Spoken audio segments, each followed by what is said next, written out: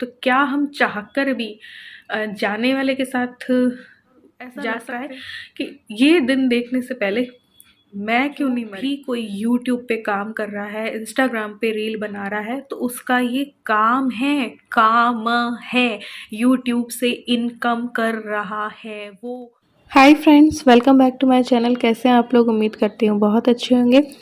ये जो क्लिप है ये मंडे की है। ये सब्जियां लेके आए थे, तो ये 10-10 रुपए में काफ़ी मेथी, पालक, पुदीना और धनिया मिल गया था। टमाटर लाए थे, भिंडी लाए थे। अभी सब्जियां कुछ महंगी चल रही हैं, मंडी जाके भी कुछ ऐसा लगा नहीं कि फ़ायदा है। मटर है, थोड़े से गाजर है, थोड़ी मिर्ची है, घिया है, फूल गोभी है, पत्ता गोभी है, बैंगन है, अंगूर लेके आए थे, फ्रूट्स में संतरा लाए थे और पपीता लेके आए थे। तो बस इन सारी सब्जियों को धोकर मैंने जगह पे लगाया और कटिंग वटिंग बाद में करूँगी ये सोचा था, और बस खाना बनाने लग पड़ी थी। वीडियो तो मैंने स्टार्ट कर दी थी, फिर बाद में मेरा दिल नहीं हुआ, तो बस ये जितना शूट किया उतना मैंने कर लिया मंडे वाले दिन।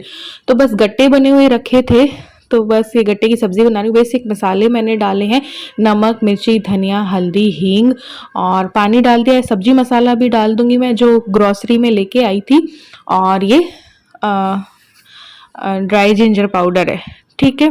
मिर्ची और टमाटर की मैंने प्यूरी बना ली। तो कढ़ाई में मैंने लिया है तेल और डाल दी है राई, एक तेज पत्ता डाल दे रही हूँ, 1-2 लौंग, और मैंने काली मिर्च डाली, थोड़े से काजू डाल दिए, और जो मैंने घोल बनाया था मसालों का वो डाल दिया था।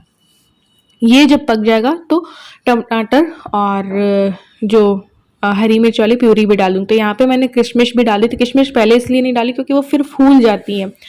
तो बस यहाँ पे जो है टमाटर और हरी मिर्च की मैंने प्यूरी भी डाल दी, इसको भी हम पका लेंगे। तो बस इसके बाद फेटा हुआ दही डाला, इसको भी थोड़ा पका लेंगे, फिर थोड़ा पानी डाला, गट्टे डाले, और बस कसूरी मेथी डालूंगी, और गरम मसाला वगैरह नहीं डालूंगी क्योंकि मैंने सब्जी मसाला डाला हुआ है।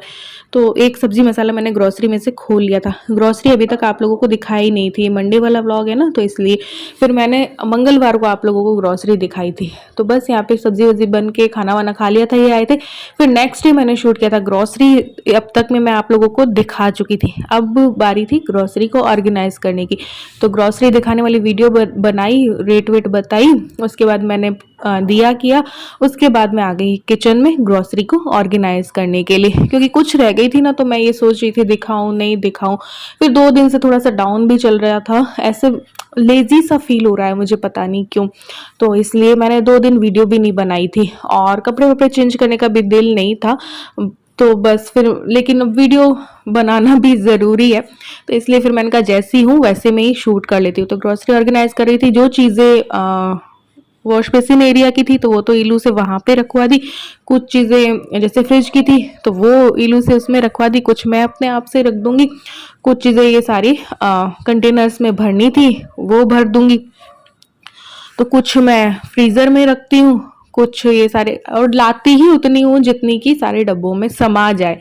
तो बस इसीलिए सारे बिस्किट विस्किट का एक डब्बा बना रखा है, मैगी पास्ता का एक डब्बा बना रखा है, व्रत वाले सामान का एक डब्बा बना रखा है, और बाकी जैसे चावल दालों के होते ही हैं, तो ऐसे करके ग्रॉसरी फटाफट से ऑर्गेनाइज हो जाती है।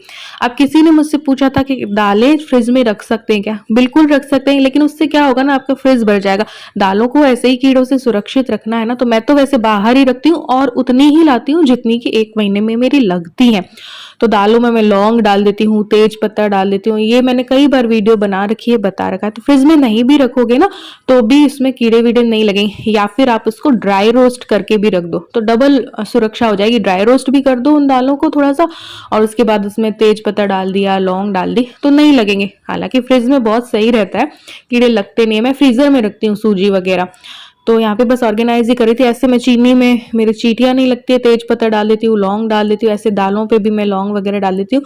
पहले मैं धो करके सुखा करके ड्राई रोस्ट करके भी रखती थी, बट अब क्या है, छत पे डॉग होता है तो फिर मुंह लगा देते, इस करके मैं धोती नहीं हूँ आजकल, ना ही सुखाती हूँ। लेकिन अब सोचूं बैल्कनी में कर सकते हैं ये काम, धूप आती है वहां पे भी, तो ऐसे भी रखती हूँ ना, तो मेरी में कीड़े नहीं लगते हैं, जो ये है ना दालों में या चावल पे या किसी भी चीज़ पे काफ़ी टाइम तक रहते हैं, और लाओ ही उतनी जितनी चाहिए। हर महीने मुझे तो ग्रॉसरी लानी होती है, अच्छा लगता है यार हर महीने लाना, हर महीने ऑर्गेनाइज करना। तो बस ये सारा हो गया था, तो मैंने इनको जगह पे रख दिया। ये एक व्रत वाला डब्बा बना रखा है, उसमें सेंधा नमक रहता है, साबूदाना पापड़ रहते हैं, और व्रत वाले आटे में फ्रीज़र में ही रखती हूँ। और जैसे कि चिप्स हो गए, तो ये सारी चीज़ें एक डब्बे में मैंने रख रखी हैं।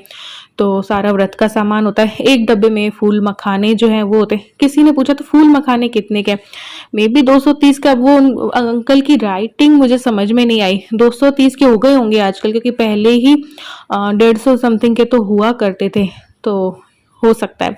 बेसन में भी मैं ऐसे ये तेज पत्ता और डाल के रख देती हूँ, तो ये भी, इसमें भी नहीं पड़ते कीड़े।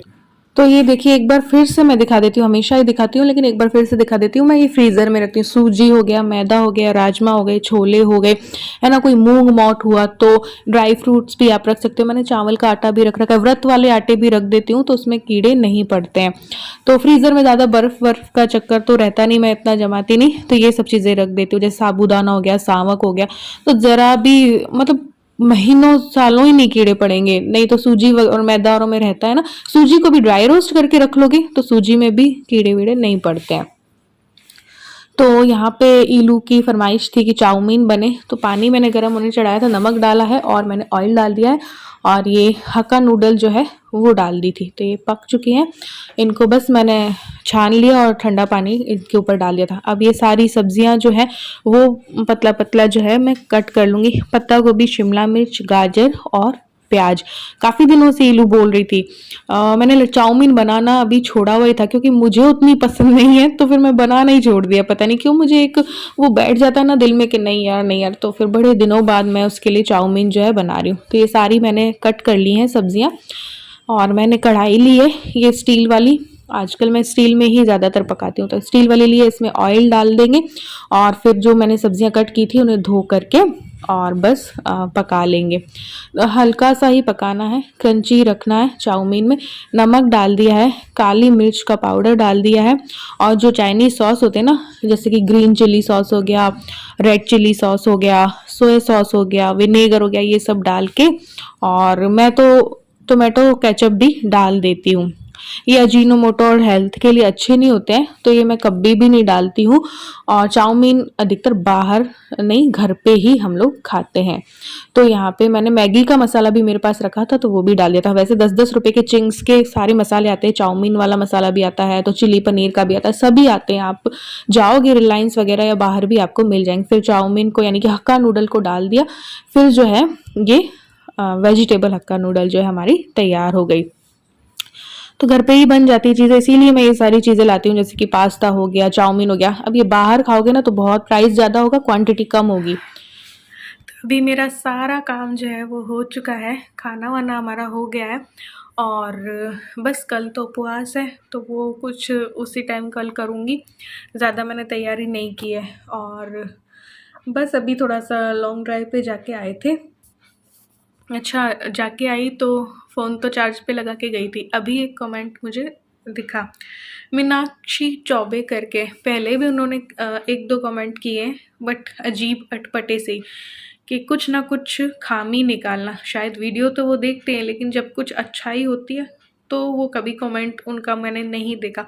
लेकिन कुछ ना कुछ होते हैं ना, कुछ लोगों की आदत होती है कि मीन में निकालना, तो उस टाइप के होते हैं उनके। 1-2 मैंने देखे, ठीक है। और एक चीज़ और साथ में क्लियर करना चाहूँगी, अभी यूट्यूब में आप वीडियोस तो देख रहे होंगे, साथ में शॉर्ट्स भी देख रहे होंगे। जो शॉर्ट्स देख रहे हैं, हाँ, स्टोरी जो है, शॉर्ट स्टोरी अभी मैं फिर भी नहीं बना रही हूँ, लेकिन कई डांस रील भी मैं डाल रही हूँ। वो इंस्टाग्राम में मेरी रील्स हैं जो कि 1-1 साल पहले की भी हैं, तो वो यूट्यूब पे मैंने शेयर नहीं की थी। तो अब मैं क्या करती हूँ, इंस्टाग्राम से डाउनलोड करके यूट्यूब पे डाल देती हूँ। करूँ क्या, बैठे बैठे टाइम हो तो मैं ऐसा कर लेती हूँ, ताकि शॉर्ट भी डल जाए, वीडियोस भी डल जाए। अब उस पे एक डांस वाली कोई रील है जो कि 1 साल पहले की है, और उस पे कमेंट आता है, हाँ हो सकता है कि इससे कन्फ्यूज़न क्रिएट हो रहा हो, तो ये चीज़ क्लियर करनी भी बनती थी। तो उनका एक कमेंट था मेरी डांस वाली किसी रील पे, अभी तो तुम्हारे पापा की डेथ हुई है। तो मैं पहले ही बता दूँ, ये रील ना पहले की है, मैं अभी कोई ऐसी कोई धमाकेदार कोई रील्स बना नहीं रही हूँ, और बनाऊँ भी तो किसी को कोई प्रॉब्लम नहीं होनी चाहिए। देखो, भगवान ना करे कि किसी के भी साथ ऐसा हो, और अगर कि हो जाए तो क्या हम चाहकर भी जाने वाले के साथ जा सकते? नहीं जा सकते। जब मेरे पापा गए थे ना, अभी भी मुझे लगता है कि किसी भी बच्चे के लिए अपने पेरेंट्स का जाना बहुत दुखदाई होता है, और ऐसा लगता है कि ये दिन देखने से पहले मैं क्यों नहीं मरी। ऐसा लगता है कि मैंने क्यों देखा ये दिन। मुझे लगता है कि मेरे पापा चले गए उससे पहले काश कि मैं चली जाती। मैं ये दिन देखना नहीं चाहती, किसी का भी जाना मैं देख ही नहीं सकती। तो बात लेकिन ये है, सत्य ये है कि चाहे आपका कोई भी प्रिय से प्रिय बंदा भी चला जाए तो आप चाहकर भी उसके पीछे मर नहीं पाओगे, क्योंकि आपको अपने पीछे वालों की लगी रहती है। नहीं जा सकते आप, चाहकर भी नहीं जा सकते आप उस जाने वाले बंदे के साथ। बहुत इच्छा होती है कि हम भी इनके साथ ही चले जाते या इससे पहले चले जाते, लेकिन मर नहीं। तो एक चीज़ और मैं बता दूं कि जिस तरीके से कोई भी आदमी हो, ठीक है, उसके फादर या मदर की डेथ होती है जो कि वर्किंग है, तो क्या वो अपना काम छोड़ देते हैं 10 या 12 दिन के बाद? ठीक है, उन्हें ऑफिस जाना पड़ता है, जाना पड़ेगा, क्योंकि नहीं कमाएंगे तो क्या खाएंगे, है ना। तो आदमी को भी जाना पड़ता है, चाहे उसका पापा जाए या चाहे उसकी मम्मी चली जाए, तो उसे जाना पड़ता है काम पे। इसी तरीके से जो भी कोई यूट्यूब पे काम कर रहा है, इंस्टाग्राम पे रील बना रहा है, तो उसका ये काम है, काम है। यूट्यूब से इनकम कर रहा है वो, इसलिए यूट्यूब उसका काम है, हर यूट्यूबर का काम है। ये बात मैं क्लियर कर दूं, ठीक है। तो मुझे मेरा काम करना पड़ेगा। तब भी मैंने अपने काम की बहुत बैंड बजाई है, क्योंकि होता है, डिप्रेस हो जाता है इंसान। कई बार मैंने अपने यूट्यूब चैनल की बैंड बजाई, और अभी भी बैंड बजाई हुई है मैंने, कि मैंने बहुत बार यूट्यूब चैनल के बीच बीच में छोड़ा है, जबकि मुझे पता है इससे मेरी अर्निंग है, फिर भी मैंने कई बार छोड़ा। तो अब जब मैं अगर फ्री रहूँगी तो मैं वैसे ही डिप्रेस रहूँगी ना।